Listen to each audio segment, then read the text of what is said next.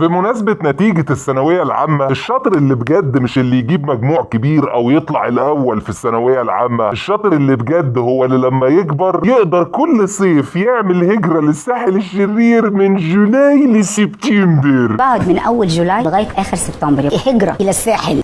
ففكك بقى، مضايق نفسك على ايه؟ بلا تعليم، بلا علم، بلا مجموع، بلا دراسة، بلا الكلام ده. انت فاكر نفسك يا اخويا في سويسرا؟ الكلام ده ما بياكلش ومالوش لازمة في مصر. البلد دلوقتي مش محتاجه مهندسين، محتاجه صيع. يعني حتى لو جبت مجموع قليل جدا في الثانويه العامه، على ايه تعيط؟ على ايه نواسي لما ممكن تصيع وتروح مراسي؟ اهل ايجيبت اللي بيروحوا دايما كل صيف مراسي وهاسيندا وكل الملايط اللي هناك ما بيخشوش بالتفوق، بيخشوا بالباس. الباس ده معاهم ازاي؟ اكيد مش عشان جابوا مجموع كبير، لا، عشان جابوا سقف النجاسه. فالخلاصه بعد نتيجه الثانويه العامه، بدل ما تقعد تفكر يا ترى اعمل ايه بعد ما جبت المجموع ده، لا، انت المفروض تقعد تفكر اعمل ايه عشان اتحول من اهل مصر الى اهل ايجيبت. انك عايش في مصر في 2026 ولسه من اهل مصر، فالبقاء لله. لكن لو انت بقى طالب من اهل ايجيبت، ده مش بيفكر يجيب مجموع، ده بيفكر يجيب مايو عشان يروح يبلبط في الساحل الشرير، وكده كده دادي هيدفع له كام 100,000 هيدخله الكليه اللي هو عايز يدخلها، وبالفلوس برضه يجيب جريد عالي في الكليه دي. وده مش عشان يلاقي شغل، ده بس عشان الايمج. لكن جاب تقدير ما جابش تقدير، كده كده بعلاقات دادي ومامي هيعينوه في شركة مهمة جدا تديله السالري كبير جدا علشان يقدر كل صيف يعمل هجرة من جولاي لسبتمبر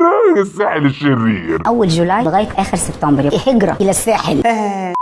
ياه، وحشتوني وحشتوني وحشتوني. يعني اي نعم هم 7 ولا 8 ايام، مدة عبيطة جدا، بس برضو افتقدتكم. وانا بعتذر طبعا، يعني ان احنا اختفينا كام يوم، كان عندنا شوية ماسك ايشوز حليناها. وانا بس عندي عتاب واحد، الناس اللي عمالين يقولوا انت فين يا مستر في، اكيد اتقبض عليك. اتقبض عليا ليه وانا اسمي مستر ديلر؟ بس ما علينا. يعني عموما الناس اللي احنا كنا وحشينهم انتوا كمان وحشتونا، ودينا رجعنا لكم اهو. والناس اللي احنا ما كناش وحشينهم وكانوا فرحانين ان احنا مش راجعين تاني، ادينا رجعنا وقاعدين على قلبكم. وبرضه وحشتونا نشوفكم وانتوا مفروسين من كلامنا اللي بيدوس على الحاجات اللي بتوجعكم. سيبنا من حياتي الخاصة وندخل في الثانوية العامة. انا مش فاهم طلاب الثانويه العامه اللي عمالين ينوحوا من بعد ما شافوا النتيجه بتاعتهم. انتوا بتنوحوا على ايه؟ هو انت لسه شفت حاجه؟ ده انت لسه الدنيا هتشوحك يمين وشمال يا اسطى. ده انت لسه قدامك بتاع 4 ولا 5 سنين في الكليه. شوف على ما هتتخرج سعر الدولار هيبقى وصل لكام. وبعدين ما تضايقش نفسك. يعني تعالوا كده نلقي نظره على اوائل الثانويه العامه، يا ترى بيعملوا ايه؟ عندك مثلا السنه دي اول الثانويه العامه علمي علوم جايب 100% رغم امتحان الكيمياء، لو انتوا فاكرينه، اللي المدرسين شخصيا قالوا انه حاجه صعبه ما تتحلش. بس مش هي دي بقى المعجزه ان هو جاب 100% في ظل الامتحانات دي. هي المعجزه اللي بجد ان اللجنه بتاعته لجنه فقوس في الشرقيه. تعالوا كده نشوف مجاميع الطلاب اللي في اللجنه دول كام. هو جاب 320، اللي بعده بقى 319 ونص، 319، 318 ونص، 318، 317 ونص، 317. اقل حد فيهم جاب له 91%. ده مش يا مصر بتعمليها ازاي، ده يا فقوس بتعمليها ازاي. وبكده نقدر نتاكد علميا ان مصر فيها 3 حاجات مرتفعه: الدولار، درجات الحراره، نتائج لجنه فقوس. وبكده برضو نقدر نتوصل لحقيقه لكل طالب في الثانويه العامه. لو انت جبت مجموع قليل، صدقني المشكله ما كانتش فيه، المشكله انك ما كنتش في لجنه فقوس. يعني طالما انت مش في لجنه فقوس يبقى هتخش كليه بفلوس. ليه؟ لانك فاشل، ما انتش فقوسي. شرع مين ده يا معلم؟ شرع انا. يعني انا اعرف ان الاحصائيات بالمنطق في لجنه كبيره على الاقل ممكن يطلع لي، انا مش هقول لك 5 6، واحد بس فاشل. يعني مش ممكن لجنه كلها نفس المستوى. ومش هقول لك يا سيدي الفاشل ده يسقط او يجيب 50%، يعني يجيب مثلا 60 70 80%. لكن لجنه كلها بنتكلم في التسعينات في المية، دي حاجه عاديه جدا. اصل ده كده بالنسبه لي ملوش غير تفسير واحد، ان الاول بتاع الثانويه العامه ده نسي، وبدل ما يكتب الاجابه في الورقه هو كان بيكتب الاجابه على السبوره وهم ينقشوا وراه الاجابات. وحتى ده يفسر لنا ليه ان هم 320 319 ونص 319 ده بناء انت بعيد قد ايه عن السبوره. يعني كل ما بنرجع صف الرؤيه بتبقاش واضحه شويه فبيخس نص درجه. وانا يا سيدي مش هشكك في نتيجه اول الثانويه العامه، هو جاب 100%، هو حد يعني فوق البشر. لكن انا بتكلم في حته ان اللجنه كلها درجاتها قريبه قوي كده وكلهم ما فيهمش حد غلطه كده فشل. لو انت ما انتش قادر تشوف ده وشايف ان ده عادي، صدقني انت محتاج تعمل كشف نظر. علشان في ناس طالعين مستفزين اليومين دول يقول لك لا وحرام تشككوا في نتيجته عشان تشككوا في نتيجتهم، ده كلهم تعبانين وانتوا كده بتقللوا من تعبهم. يعني دول كلهم في نفس اللجنه سبحان الله درجاتهم قريبه وكلهم متفوقين، وفي نفس الوقت بتاع نتيجه الثانويه العامه الاقي في طالبه شافت في الاول نتيجتها حاجه و90% بتعمل ريفرش النتيجه بقت 17% تقريبا، والاقي برضو في نفس الوقت واحده طالبه صفر دي معرفش يعني ده لو دخلت تفت على بابل شيت وخرجت كانت ممكن تجيب اكتر من كده. فانا اشوف كل الحاجات دي مع بعضها بس اعمل عبيط واقول لا عادي دي نتيجه ثانويه عامه طبيعيه ما فيهاش اي مهازل. انا كده يا اخويا مش بتفرج على نتيجه ثانويه عامه، انا حاسس اني بتفرج على عرض سيرك قومي اللي هو هي هالي هوبا حاجات مش منطقيه. والله العظيم بعد ما هزلت نتيجه الثانويه العامه بتاعت السنه دي انا اقترح ان انت داخل الثانويه العامه زي ما وانت داخل القهوه كده، مش انت وانت داخل القهوه بتطلب مثلا نسكافيه بيقول لك عايزه بسكر ولا من غير سكر، برضه وانت داخل الثانويه العامه انت عايز المجموع بتاعك بغش ولا من غير غش؟ بغش يلا اتفضل سكتك سالكه، من غير غش شايف يا ابني الدولار اللي هناك ده هو عامل رينج ال50 اترمي جنبه لان ده هيبقى رينج المجموع بتاعك.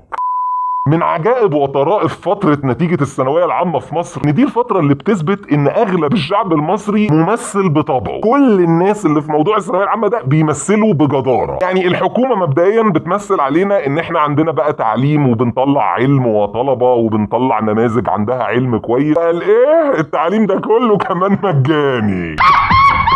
هتلاقي المدرسين بيمثلوا ان هم بقى بيقدموا علم للطلبه وبيعلموهم وبينقلوا لهم العلم، مش ان هم مجرد بيزغطوا لهم الاجابات عشان يقفشوا الفلوس منهم. هتلاقي الطلبه نفسهم بيمثلوا ان هم بيتعلموا وعندهم خطط وان احنا درسنا واجتهدنا. وحتى اولياء الامور هتلاقيهم بيمثلوا ان الحياه او المستقبل بتاع ولادهم متوقف على النتيجه بتاعه الثانويه العامه، غير ان احنا كلنا بنمثل ان اصلا في مستقبل بس ما علينا. لذلك لو انت من القله القليله اللي في فتره الثانويه العامه او نتيجه الثانويه العامه انت بره يعني مالكش اي علاقه بالموضوع ده، هتحس كانك قاعد على كرسي بتتفرج على مسرحيه قدامك. ايه ده الله بص بيمثلوا حلو قوي، ايه ده بيمثلوا ان في مستقبل هيجي من النتيجه دي. بس بعد شويه هتزهق وتقول يلا بقى اقفل لي الستاره على المسرحيه الهزليه دي ونرجع بقى لحياتنا الطبيعيه اللي ليها لازمه. فلذلك لو انت جبت مجموع قليل يعني في نتيجه الثانويه العامه ما تزعلش ولا تضايق نفسك، لانه مش فشل انك تفشل في منظومه فاشله. ولو انت برضو جبت مجموع كبير ما تفرحش وتزقطط، لانه مش تفوق انك تنجح في منظومه فاشله. الناجح او اللي يحدد بقى مين الشخص الناجح بجد ده بناء على انت هتعمل ايه الفتره الجايه. ومش بتكلم على التقدير اللي هتجيبه في الكليه لان يوسفني ابلغك ان دي برضو تعتبر منظومه فاشله. انا بتكلم خططك ايه كطالب، ناوي تعمل ايه في مستقبلك. وطول ما انت بتفكر انا هجيب كام في المية او هجيب تقدير كام، يوسفني ابلغك ان انت لسه بتفكر بالعقليه الفاشله. لكن العقليه الناجحه انك مش تفكر انا هجيب كام، تفكر انا هجيب فلوس كام عشان اعرف اهاجر واسيبها لهم مخدره. وليه انا بقول انه نظام التعليم في مصر للاسف وتحديدا الثانويه العامه هي منظومه فاشله؟ اولا حد يوريني ويعرفني اوائل الثانويه العامه في اخر 10 ولا 12 سنه اللي كانوا بيجيبوا 100% و99.5%. حد يكلمني كده هم فين النهارده؟ يعني عملوا ايه؟ مش دول كانوا عباقره؟ يا ترى اخترعوا لمصر اختراعات جديده؟ عملوا منظومه تكنولوجيه جديده لمصر ما شفناهاش في العالم؟ ابتكروا ادويه، اكتشفوا امراض ما حدش في الدنيا اكتشفها؟ اصل لو احنا عندنا كميه العباقره اللي بيطلعوا في النظام التعليمي، لو ده يعني نظام تعليمي بجد بيجيبوا 100% و99.5%، ده احنا المفروض والله نبقى مصر دي سبقت الصين وامريكا بمراحل وقربنا من ليفل المريخ، نبقى دوله في حته تانية، وده ما حصلش. وليه برضو بقول ان نظام الثانويه العامه او نظام التعليم منظومه فاشله؟ لانه قمه الفشل ان انت تحدد لي اخش انهي كليه وادرس ايه بناء على مجموعي في الثانويه العامه اللي فيها حاجات كتيره جدا انا مش عايز ادرسها وكمان كان فيها غش وبلاوي. لكن في الدول المحترمه لو احنا عايزين نعمل تعليم محترم يبقى انا جبت مجموع في الثانويه العامه او في المرحله قبل الجامعه انا بركن ده عايز اخش كليه هندسه. كليه هندسه بتعمل اختبارات لكل الناس اللي داخله، اللي ينجح يدخل، اللي ما ينجحش خلاص شكرا انت مش هينفع تدخل عندي لانك اقل من المستوى اللي انا طالبه. لكن طبعا ده ما بيحصلش في مصر. وليه ده ما ينفعش يحصل في مصر؟ ببساطه ولازم نعتمد على الثانويه العامه، لان احنا عندنا اصحاب الجامعات الخاصه اللي هم بالصدفه اصحاب الفلل والشاليهات في مراسي وهاسيندا، دول يا اخويا عندهم مصاريف قد كده وبلبطه في الساحل الشرير. هيجيبوا الفلوس دي منين لو ما جابوهاش من جيوب اهالي الطلاب اللي بيفشلوا في الثانويه العامه؟ وبالمناسبه رساله كده لوزير التربيه والتعليم، لما انت تغير لي اسمها بدل الثانويه العامه تخلي لي اسمها البكالوريا، لكن في الاخر تخلي برضو نظام التقييم وان انا هخش الكليه بناء على المجموع مش بناء على امتحان يتعمل لكل كليه، انت كده يا حبيبي ما عملتش تغيير، انت كده بتصيع علينا، فبلاش صياع.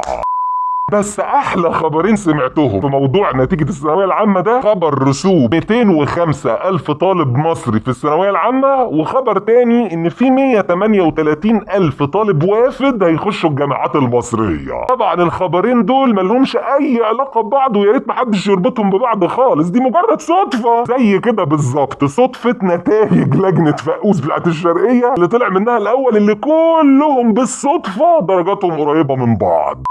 خلاص استاذنكم بقى اللايك والشير والكومنت والسبسكرايب، تفعل الجرس لو انت اول مره تشوفنا، لو انت من العتاوله اللي عارفيننا من قبل كده. اولا لازم اعتذر لكم عن فتره كده انقطعنا فيها، بس ده فعلا كان اسباب بره ارادتنا يعني، لكن ادينا اهو رجعنا، ادينا فصلنا يعني، انتوا ريحتوا مننا شويه فرجعنا. هنروح من بعد فين؟ ادينا راشقين مع بعض هنا على القناه وفي كل الاماكن. لو الفيديو عجبك ابعت انشر اتكلم درمغ، ما عجبكش قول لي مش عاجبك، اقتراح فكره اي حاجه اكتبها لنا في التعليقات ونحاول نظبطها. وبجد رساله اخيره للاهالي، هي مرحله وخلصت، بلاش نضغط عليهم اكتر من كده، لان كمان ده غلط، انه بجد الواقع بيقول انه الثانويه العامه مرحله بتترمي بكل القرف بتاعها، والمستقبل اللي جاي هو اللي اهم. الندب والعياط والتهزيق والحاجات دي مش هيغير اي حاجه. ونختم بالكلمه بتاعتنا، كلمه ايه؟ غرورة.